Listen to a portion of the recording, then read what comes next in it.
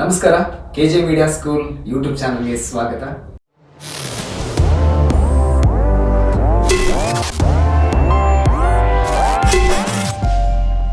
ನಮ್ಮ ಜೊತೆ ಇದ್ದಾರೆ ಪ್ರದೀಪ್ ವಿಶ್ವನಾಥ್ ಅವರುಗಳು. ಬನ್ನಿ ಹಾಗಾದ್ರೆ ಅವ್ರ ಜೊತೆ ಸ್ವಲ್ಪ ಇಂಟ್ರಾಕ್ಷನ್ ಮಾಡೋಣ. ಸಿನಿಮಾ ರಂಗದ ಒಳಗೆ ಪ್ರವೇಶಿಸಿದಾಗ ಆಗುವ ಅಡೆತಡೆಗಳೇನು, ಜೊತೆಗೆ ನಾವು ಅದರಲ್ಲಿ ಕಷ್ಟಪಡ್ತೀವೋ ಅಥವಾ ಇಷ್ಟಪಡ್ತೀವೋ, ನಮ್ಮ ಜೀವನನೇ ಇಲ್ಲೇ ಬರ್ಬಾದಾಗುತ್ತೋ ಅಥವಾ ನಮ್ಮ ಜೀವನ ಇಲ್ಲೇ ಸಕ್ಸಸ್ ಆಗುತ್ತೋ ಅನ್ನೋದನ್ನ ಅವರಿಂದನೇ ಸ್ವಲ್ಪ ತಿಳ್ಕೊಂಡ್ಬರ್ರಿ. ಯಾಕಂದ್ರೆ ಸ್ವಲ್ಪ ತಿಳ್ಕೊಬೇಕೀಗ, ಅನುಭವನೇ ದೊಡ್ಡ ಗುರು ಅಂತಂತಾರ. ಬರೀ ಹಾಗಾದ್ರೆ ಅವ್ರ ಜೊತೆ ಒಂದ್ ಸ್ವಲ್ಪ ಮಾತಾಡೋಣ. ಸರ್, ಈಗ ಸಿನಿಮಾ ರಂಗಕ್ಕೆ ನೀವು ಹೋಗೇನಿ ಅಂತಂದ್ರೆ ಸರ್, ಸಿನಿಮಾ ರಂಗದೊಳಗೆ ಹೋದಾಗ ಏನ್ರ ಪ್ರಾಬ್ಲಮ್ಸ್ ಆದ್ವಾ, ತೊಂದರೆ ಆದ್ವಾ?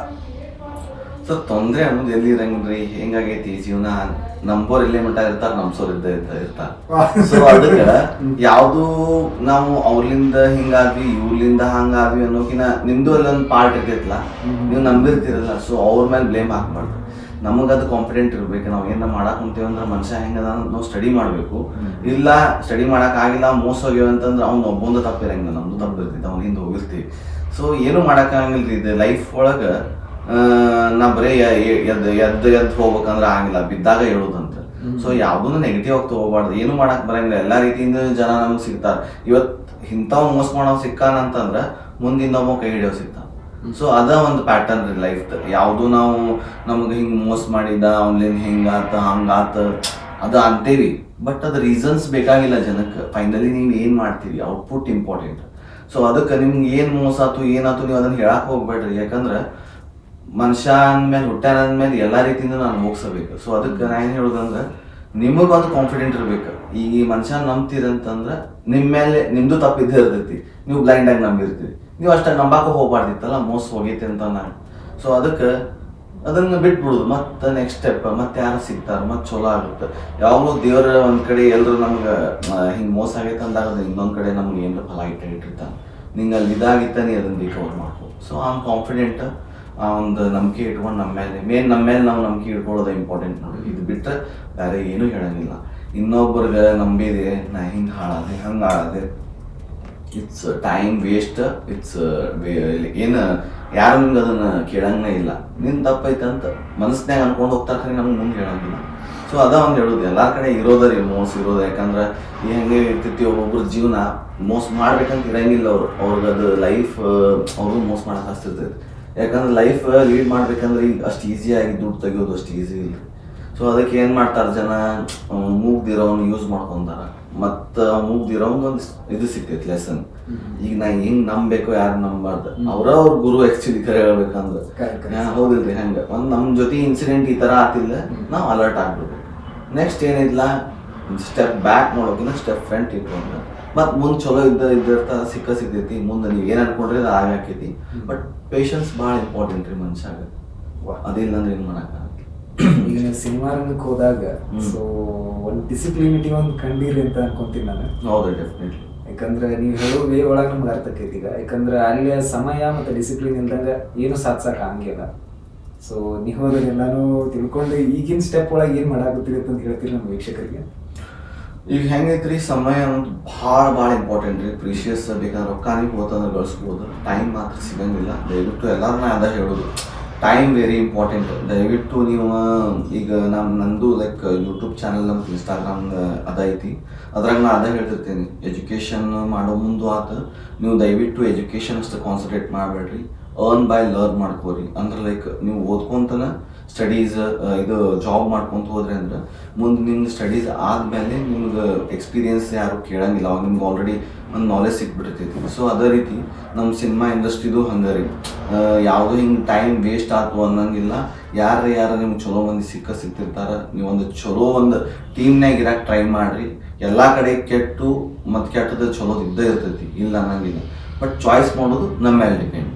ಸೊ ಅದಕ್ಕೆ ನೀವು ಏನೋ ಒಂದು ವಿಚಾರ ಮಾಡಿ ಏನೋ ಮಾಡ್ಬೇಕಂತ ಅಂದ್ರೂ ಸ್ವಲ್ಪ ವಿಚಾರ ಮಾಡಿ ಅದಕ್ಕೆ ಮುಂದೆ ಸ್ಟೆಪ್ ಇಟ್ರಿ ಅಂದ್ರೆ ನಿಮ್ಗೆ ಪಾಸಿಟಿವಿಟಿನೂ ಇರ್ತೈತಿ, ಎಲ್ಲ ಚಲೋನೂ ಆಕೈತಿ.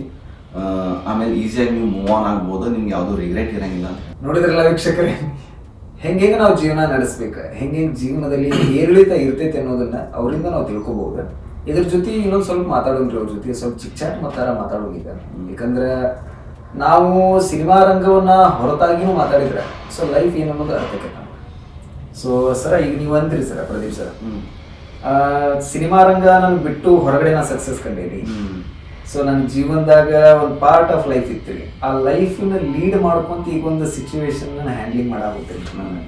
ಸೊ ನೀವಂದ್ರಿ ಮೊದ್ಲೇಕ ಪಪ್ಪಾರ್ದು ಜಾಬ್ ಬಂದಿತ್ತು.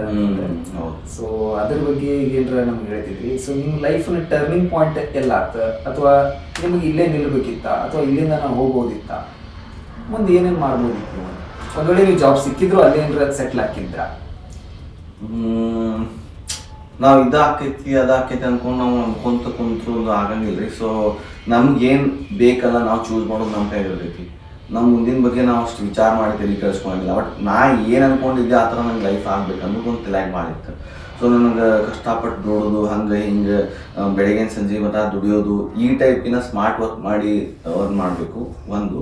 ಎರಡನೇದ್ದು ಎಲ್ಲೇ ಹೋದರೂ ನಾ ಯಾರಿಗೂ ಪರ್ಮಿಷನ್ ಕೇಳಿ ಹೋಗೋದಾಗಬಾರ್ದು. ನನಗೆ ಅದೊಂದು ಲೈಫ್ನಾಗ ಮೊದಲಿಂದ ಇತ್ತು. ಯಾರ ಎಲ್ಲೇ ಹೋದ್ರು ನಾ ಎಲ್ಲಿ ಹೊಂಟೀನಿ ಏನು ಯಾರು ಕೇಳಬಾರ್ದು ನನಗೆ. ಹಂಗೆ ನನಗೆ ಬದುಕಬೇಕಂತಿತ್ತು. ಸೊ ಹಂಗೆ ನಾ ಹೊಂಟೀನಿ. ಸಿನಿಮಾ ಆದಮೇಲೆ ಒಂದು 2021 ಒಳಗೆ ನನ್ನ ಸಿನಿಮಾ ರಿಲೀಸ್ ಆಯ್ತು. ಅಲ್ಲಿಂದ ಒಂದು 1 year 2 year ಲೈಕ್ ಖಾಲಿ ಇದ್ದೆ, ಏನು ಕೆಲಸನೂ ಇಲ್ಲ. ಬಟ್ ಏನೋ ಒಂದು ಮಾಡ್ಬೇಕನ್ನೋ ಒಂದು ಹುಚ್ಚಿತ್ತು. ಸೊ ಆ ಒಂದು ರೀಸನಿಗೆ ನಂದು ಸ್ಮಾಲ್ ಆಗಿ ಟೀ ಶಾಪ್ ಸ್ಟಾರ್ಟ್ ಮಾಡಿದೆ. ಅಲ್ಲಿ ಒಂದು ಸ್ವಲ್ಪ ಸ್ಟ್ರಗಲ್ ಭಾಳ ಇತ್ತು. 1 year ಸ್ಟ್ರಗಲ್ ಭಾಳ ಮಾಡಿದೆ. ಆಮೇಲಿಂದ ಟೀ ಶಾಪಿಂದ ಆದ್ಮೇಲೆ ಮತ್ತು ಮನುಷ್ಯ ಹೆಂಗೈತ್ರಿ ಬಂದ್ರಾಗ ಕುಂದ್ರಬಾರ್ದಂತ ಸೈಮಂಡಸ್ಲಿ 2-3 ಕೆಲಸ ತಲೆ ಕೊಡ್ತಿರ್ಬೇಕ್ರಿ. ಅಂದ್ರೆ ಮನುಷ್ಯ ಏನಾಕಾನ ಒಂದಿಲ್ಲ ಅಂದ್ರೆ ಇನ್ನೊಂದು ಏನಾರ ಕೈ ಹಿಡಿತಿರ್ತೈತಿ. ಸೊ ಅದ ಸೇಮ್ ನಾವು ಹಂಗೆ ಮಾಡಿದ್ದಕ್ಕೆ ನಮ್ಮ ಮನೆ ಒಳಗೆ ಗಣೇಶ ಐಡಲ್ಸ್ ಮಾಡ್ತೀನಿ, ಗಣಪತಿಗೆ.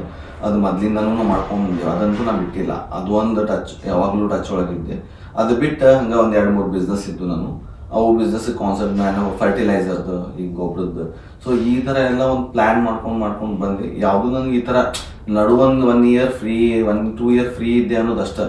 ಬಟ್ ಆಮೇಲೆ ನಂಗೆ ಅದು ಫೌಂಡೇಶನ್ ಆಗಿಬಿಡುತ್ತೆ. ಸೊ ಫೈನಲಿ ಏನು ಈಗ ನಾನು ಇಲ್ಲಿ ಬಂದು ಕುಂತೇನಂದ್ರೂ ನನಗೇನು ಪ್ರಾಬ್ಲಮ್ ಇಲ್ಲ, ನಂದು ಎಲ್ಲೋ ಒಂದು ಏನಾರು ಆಗ್ತಿರ್ತೈತಿ. ಸೊ ಆ ಒಂದು ಮೆಂಟಾಲಿಟಿ ಇಟ್ಕೊಂಡು ನಾವು ಹೋದ್ವಿ ಅಂದರೆ ಡೆಫಿನೆಟ್ಲಿ ನಮ್ಗೆ ಅದೇ ರೀತಿನ ನಮ್ಗೆ ದೈವನೂ ನಮ್ಗೆ ಅದು ಕೈ ಹಿಡಿತೈತೆ ಅಂತ ಹೇಳಕ್ಕೆ ಇಷ್ಟಪಡ್ತೀನಿ.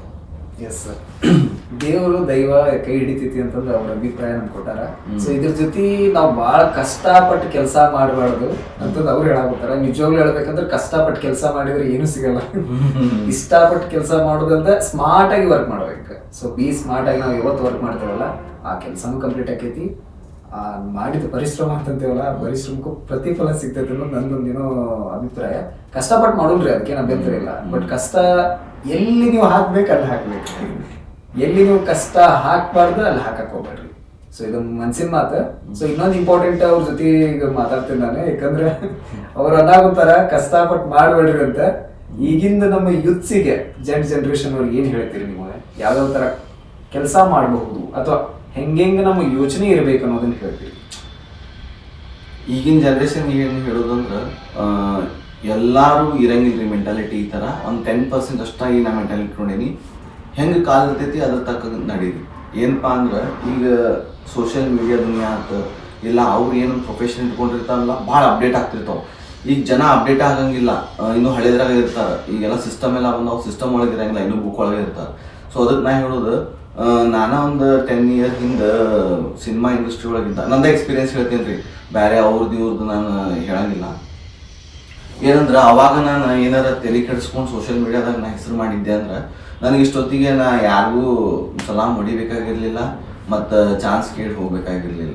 ನಾನು ಅವಾಗ ಏನು ಮಾಡಿದೆ, ಟಿಕ್ಟಾಕ್ ಇವೆಲ್ಲ ಏನಿದೆ ಲೈಕ್ ಪ್ರೊಫೆಷನ್ ಅನ್ಸಂಗಿಲ್ಲ, ಮಾಡಿದ್ರೆ ಒಂದು ದೊಡ್ಡ ಸ್ಕ್ರೀನ್ನಾಗ ಮಾಡಿ ಮಿಂಚುನ್ ಅಂತಂದು ಇವೆಲ್ಲ ಒಂದು ಸ್ವಲ್ಪ ಸಣ್ಣ ಪುಟ್ಟನೂ ಅವಾಯ್ಡ್ ಮಾಡಿದೆ. ಬಟ್ ಏನು ಹೇಳ್ತೇನಿಲ್ಲ, ಕಾಲ ತಕ್ಕಂತೆ ನಡೀರಿ. ಈಗ ಏನು ನಡೆದಿತ್ತಲ್ಲ ಅದನ್ನು ಮಾಡಿರಿ, ಅದನ್ನ ನಾಲೆಜ್ ತೊಗೋರಿ.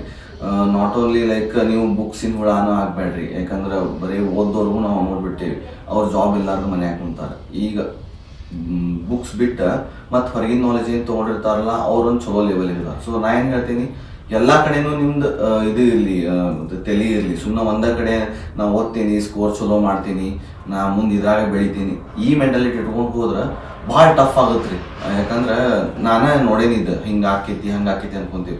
ಹಂಗಿಲ್ಲ. ಈಗ ಏನು ನಡೆದೈತಿಲ್ಲ, ಈಗ AI ನಡೆದೈತಿ. ಈಗ AI ಎಷ್ಟೋ ಜನ ತಲೆನೇ ಕೆಡಿಸ್ಕೊಳಂಗಿಲ್ಲ, ಅದು ಕಾಮಿಡಿಗೆ ಯೂಸ್ ಮಾಡ್ಕೊತಾರೆ, ಅದರಿಂದ ಎಷ್ಟೋ ಜನ ಅರ್ನಿಂಗ್ ಮಾಡೋ ಅಂತಾರೆ. ಸೊ ಅಂಥವೇನ್ರ ಹೊಸವು ಕಲೀರಿ, ಅವಕ್ಕೆ ಟೈಮ್ ಕೊಡ್ರಿ. ಅನ್ನೆಸರಿ ಇವು ಬ್ಯಾಡ್ ಹ್ಯಾಬಿಟ್ಸಿಗೆ ಬಿದ್ದು ಹಾಳಾಗಬೇಡ್ರಿ. ಒಂದು ದಯವಿಟ್ಟು ದೊಡ್ಡ ದೊಡ್ಡ ಸ್ಟಾರ್ಸ್ ಎಲ್ಲ ರಿಕ್ವೆಸ್ಟ್ ಮಾಡ್ಕೋತೀನಿ. ನಾ ಒಂದು ಆರ್ಟಿಸ್ಟ್ ಆಗ್ಬೇಕಂತ ಭಾಳ ಆಸೆ ಇತ್ತು, ಬಟ್ ನಾ ಆಗಿಲ್ಲ. ಇನ್ನೂ ನನ್ನ ಲೆವೆಲಿಗೆ ನೋಡಿದ್ರೆ ನಿಮ್ಗೆ ಆರ್ಟಿಸ್ಟ್ ಮಾಡ್ಯಾರಂದ್ರೆ ದಯವಿಟ್ಟು ನೀವು ಅದು ಜನಕ್ಕೆ ಈ ಬ್ಯಾಡ್ ಹ್ಯಾಬಿಟ್ಸ್ನ ಅದನ್ನು ಅಡ್ವರ್ಟೈಸ್ಮೆಂಟ್ ಕೊಟ್ಟು ಜನಕ್ಕೆ ಹಾಳು ಮಾಡಿಬಿಡ್ರಿ ದಯವಿಟ್ಟು. ಇಟ್ಸ್ ಬಿಗ್ ರಿಕ್ವೆಸ್ಟು ಎಲ್ಲ ಆರ್ಟಿಸ್ಟ್. ಯಾಕಂದ್ರೆ ಎಲ್ಲರ ಹಣೆ ಬರ್ದಾಗೂ ಹೀರೋ ಆಗಬೇಕು, ಒಂದು ಚಲೋ ನಟ ಆಗಬೇಕು, ಒಂದು ಚಲೋ ಜನದ ಕಡೆ ಒಂದು ಚಲೋ ಅನಿಸ್ಕೋಬೇಕು ಅನ್ನೋದು ಎಲ್ಲರಿಗೂ ಹಣೆ ಬರ್ದಾಗ ಇರಂಗಿಲ್ಲ ರೀ. ನಮ್ಮಂಥವ್ರು ಕೇಳ್ರಿ, ಫೇಲ್ ಆದವ್ರಿಗೆ ನಾವು ಎಷ್ಟು ಅನುಭವಿಸಿರ್ತೀವಿ. ನಮ್ಮೊಂದು 4 ಜನ ಗುರ್ತಾ ಹಿಡಿತಾರಪ್ಪ ಇದರಿಂದ ಅಂದಾಗ ನಮ್ದು ಜೀವನ ಅಲ್ಲೇ ಧನ್ಯ ಅಂತ ಅನ್ಕೊಂತೀವಿ. ಅದಕ್ಕೆ ನೀವು ಉಲ್ಟಾ ಏನು ಕೊಡ್ತೀರಿ? ಆರ್ಟಿಸ್ಟ್ ಆಗಿ ಒಂದು ಚಲೋ ಮತ್ತು ನಿಮ್ದು ಕೋಟಿಗಟ್ಟಲೆ ಟರ್ನ್ ಓವರ್ ಇರ್ತೈತಿ, ಬಟ್ ಚಲೋ ನಿಮ್ಗೆ ಏನು ಜನ ಕೊಟ್ಟಾರಲ್ಲ ಅವ್ರ ರಿಟರ್ನ್ ನೀವು ಚಲೋ ರೀತಿಯಿಂದನೇ ಏನು ಇದನ್ನು ಮಾಡಿರಿ, ಒಂದು ಹೆಲ್ಪ್ ಮಾಡಿರಿ, ಇದು ರಿಕ್ವೆಸ್ಟ್ ಮಾಡ್ತೀನಿ. ಬಟ್ ಈ ರೀತಿ ರಾಂಗ್ ಇದನ್ನು ಮಾಡಬೇಡ್ರಿ. ಮತ್ತು ಇನ್ನೊಂದು ಇನ್ಸ್ಟಾಗ್ರಾಮ್ ಫಾಲೋವರ್ಸ್ಗೂ ಇದು ಇನ್ಸ್ಟಾಗ್ರಾಮು ಚಲೋ ಐ ಡಿ ಇರೋರ್ನ ರಿಕ್ವೆಸ್ಟ್ ಮಾಡೋದು ಏನಂದ್ರೆ, ನಾ ಈಗ ಬೇಡ ಅಂತೀನಿ ಇನ್ಸ್ಟಾಗ್ರಾಮ್ ಒಳಗೆ, ನಾ ಈಗ ನಿಮ್ಗೆ ಹೇಳ್ತೇನೆ ಅಂತ ಅನ್ಕೋಬೇಡ್ರಿ. ಅಷ್ಟು ಈಸಿ ಇಲ್ರಿ ಫಾಲೋ ಮಾಡ್ಕೊಳ್ಳೋದಾಗ್ತ, ವ್ಯೂಸ್ ಮಾಡ್ಕೊಳ್ಳೋದಾಗ್ತ. ನಿಮ್ಗೆ ಸಿಕ್ಕೈತಂದ್ರೆ ದಯವಿಟ್ಟು ಜನಕ್ಕೆ ಅಡ್ಡ ದಾರಿ ಹಿಡಿಸ್ಬೇಡ್ರಿ. ಇದು ರಮ್ಮಿ ಆ್ಯಪ್ ಮಾಡು, ಇಲ್ಲ ಇದು ಮಾಡು, ಅದು ಮಾಡು. ಸೊ ನಿಮ್ಗೆ ರಿಕ್ವೆಸ್ಟ್, ಯಾಕಂದ್ರೆ ಅಷ್ಟು ಈಸಿ ಇಲ್ಲ ಇನ್ಸ್ಟಾಗ್ರಾಮ್ನಾಗ ಬೆಳೆಯೋದು. ನೀವು ಬೆಳೆದಿರಿ ಅಂತಂದ್ರೆ ದಯವಿಟ್ಟು ಅದರ ಜನಕ್ಕೆ ಹಾಳು ಮಾಡೋಂಗೆ ನೀವು ಆಗಬೇಡ್ರಿ. ಇದು ಒಂದು ನನ್ನ ರಿಕ್ವೆಸ್ಟ್. Thank you. ವೀಕ್ಷಕರೇ ನೋಡಿದ್ರಲ್ಲ, ದುಶ್ಚಟಗಳಿಂದ ದೂರ ಇರಿ ಅನ್ನೋದೇ ಇವ್ರ ಮೋಟೋ ಆಗಿದೆ. ಅದಲ್ಲದೆ ಈಗಿನ ಪ್ರಸ್ತುತ ಘಟನೆಯಲ್ಲಿ ಯಾರೋ ಒಬ್ರು ಸ್ಟಾರು, ದೊಡ್ಡ ಸ್ಟಾರು, ಅವ್ರೇನೋ ಒಂದು ಜಾಹೀರಾತನ್ನ ತಿಳಿಸ್ತಾರೆ, ಅದನ್ನೇನೋ ತಗೋರಿ ಅಂತಾನೆ ಹೇಳ್ತಾರೆ. ಸೊ ಜನರು ಅದಕ್ಕೆ 100% ಮರಳಾಗೋದಂತೂ ಫಿಕ್ಸ್ ಕಣ್ರಿ. ಸೊ ಅವರು ತಿಳಿಸಿ ಒಂದು ಮಾತಂದ್ರೆ, ದುಶ್ಚಟಕ್ಕೆ ಬಲಿ ಆಗಬೇಡ್ರಿ, ಮನ್ಯಾಗಿನ ಮಾತು ಕೇಳ್ರಿ. ಆಮೇಲೆ ಇನ್ನೊಂದು ಇಂಪಾರ್ಟೆಂಟ್, ಈ ರೀತಿ ಕೆಟ್ಟ ಚಟಕ್ಕೆ ಬಿದ್ದರೆ ನಿಮ್ಮ ಜೀವನ ಹಳ್ಳ ಹಿಡಿತೈತಿ ಅಂತಂದ್ರು ಅವರು. ಸೊ ಮೋಸ್ಟ್ ಇಂಪಾರ್ಟೆಂಟ್ ಈ ಪಾಯಿಂಟನ್ನು ನಾವು ಅಬ್ಸರ್ವ್ ಮಾಡಲೇಬೇಕು. ಯಾಕಂದ್ರೆ ಪ್ರಸ್ತುತ ಘಟನೆ ಒಳಗೆ ಎಲ್ಲರೂ ತಮ್ಮ ಜೀವನ ಇಂಥ ದುಶ್ಚರದಾಗ ಮುಗಿಸ್ಕೊಂಡು ಹೊಂದ್ಬಿಟ್ಟಾರ. ಆಮೇಲೆ ಪ್ರತಿಯೊಬ್ಬರು ಸ್ಟಾರ್ಸ್ದು ಹೇಳ್ತೇನೆ ನಾನು, ಇದಕ್ಕಂತಂದ್ರೆ ಎಷ್ಟೊಂದು ಜಾಹೀರಾತು ಮಾಡ್ತಾರಲ್ಲ ಈಗ, ಕೆಲವೊಂದು ದುಶ್ಚಟದ ಜಾಹೀರಾತು. ಸೊ ಅದಕ್ಕೆ ಅವ್ರು ಅಡಿಕ್ಟ್ ಆಗಿರಂಗಿಲ್ಲ ಹೇಳ್ಬೇಕಂದ್ರೆ. ಫಸ್ಟ್ ಆಫ್ ಆಲ್ ಅಲ್ರಿ, ಸಿಂಪಲ್ ಮ್ಯಾಟ್ರಿ, ಅವ್ರು ಅಡಿಕ್ಟ್ ಆಗೋದೇ ಇಲ್ಲ. ಅವ್ರದ್ದು ಏನು ಮೋಟೋ ಬಜೆಟ್ ಇದೆ ಅಷ್ಟೇ. ಸೊ ಎಲ್ಲರೂ ಕಷ್ಟಪಡೋದಕ್ಕೆ ಲೈಫ್ ಲೀಡ್ ಮಾಡಕ್ಕೆ. ಸೊ ಅದ್ರೊಳಗೆ ಆಸೆ ಹುಡ್ಸು ಭಾಳ ಬರ್ತಾವ್ರಿ. ಆ ಆಸೆಗೆ ಮರಳಾಗಬೇಡ್ರಿ ಅನ್ನೋದು ನಮ್ಮ ಪ್ರದೀಪ್ ಅವ್ರದ್ದು ಒಂದು ಇಂಟೆನ್ಷನ್. ಸೊ ಇದನ್ನ ತಿಳ್ಕೊಂಡು ಬದಲಾರಿ ಅನ್ನೋದು ನಮ್ಮ ಇಂಟೆನ್ಷನ್.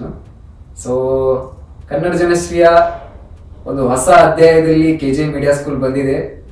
ಮೀಡಿಯಾ ಸ್ಕೂಲ್ನ ಪ್ರಸ್ತುತವಾಗಿ ಮೊದಲನೇ ಇಂಟರ್ವ್ಯೂ ನಮ್ಮ ಪ್ರದೀಪ್ ಅವ್ರ ಜೊತೆ ಮಾಡಿದ್ದೇವೆ. ಸೊ ಇದು ನಮಗೆ ತುಂಬಾ ಖುಷಿಯಾಗಿದೆ.